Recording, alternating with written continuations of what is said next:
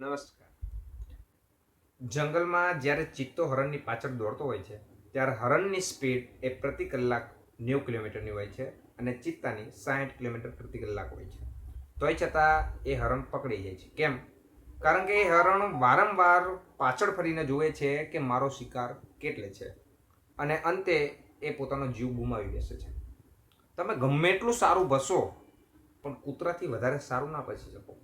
કહેવાનો મર્મ એટલો જ છે કે વારંવાર કોઈ તમારા નજીકના વ્યક્તિએ તમને હર્ટ કરેલા હોય, ક્યાંય તમારા ગોલ તરફ તમે જતા હો, મહેનત કરતા હોય અને કોઈ વ્યક્તિ તમારા નજીકના હોય કે આજુબાજુના કોઈ પણ વ્યક્તિ હોય તમારી મજાક ઉડાવતા હોય, ત્યારે આપણે એ બધાને પ્રતિક્રિયા આપવા માટે એકને જવાબ આપી છીએ, આપણી એનર્જી બગાડી છીએ અને અંતે ભયંકર નુકસાન પોતાની જાતને પડે છે.